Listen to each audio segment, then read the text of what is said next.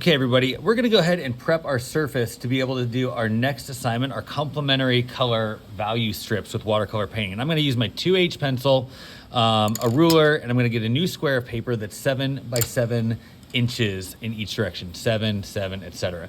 I'm gonna go ahead and I'm gonna start with a couple simple measurements that I wanna make sure you do. So I'm gonna line my ruler right up near the top of my paper, and I'm gonna make marks at a couple things. I'm gonna measure over 1.5 inches. So you can see that's halfway between 1 and 2. I'm gonna make a little mark at 1.5.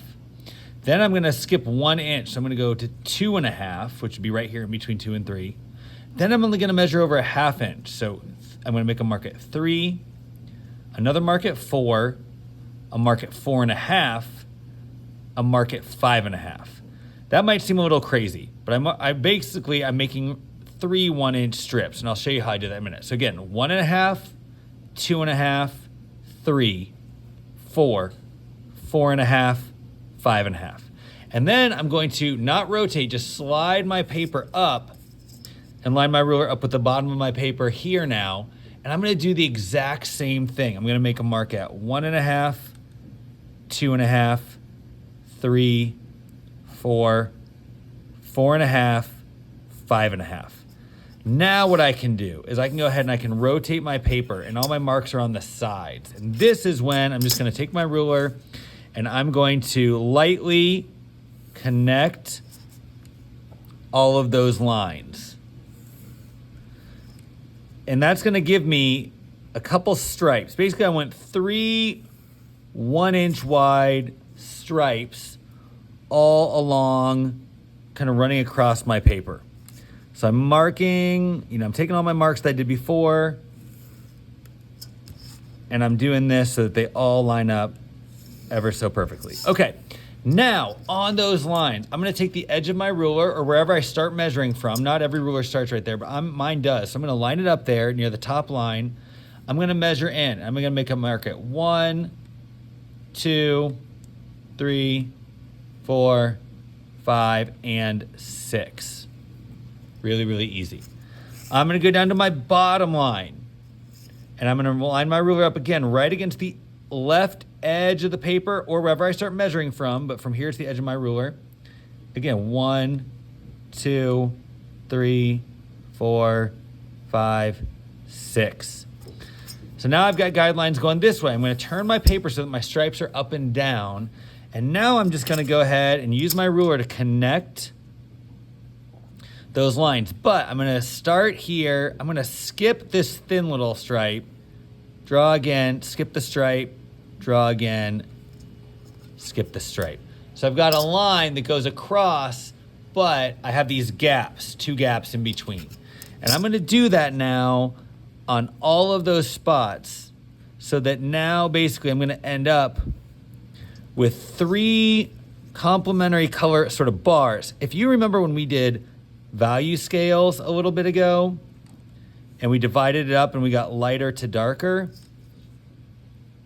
you'll remember that we kind of did a similar thing then, but it's gonna look like a couple strips. Now, I'm gonna go and what's gonna happen is this is gonna end up giving me 3 columns or stripes that each have 7 1-inch circles, 1-inch squares inside of them. So I've got 1, 2, 3, 4, 5, 6, 7. Now, before I move on, I'm done with my ruler, but I do want to erase a little bit because I don't actually need 7 squares. What I need, gotta get my eraser, is I actually need only 5. So I can go in and I'm gonna erase the square at the end that's on the side of my paper. So I got rid of that square out here. I'm gonna rotate it. I'm gonna get rid of the square on the side over here as well. And now I've got perfectly centered 3 strips of 5 squares each. And that's great because now I'm gonna start painting inside those squares. You're gonna be doing what's known as a complementary color gradation. So I'm gonna label it like this. Under my first square, I'm gonna write red, and then on the opposite side, I'm gonna put its complementary color, which you would know is green, because you remember when we did our color wheel.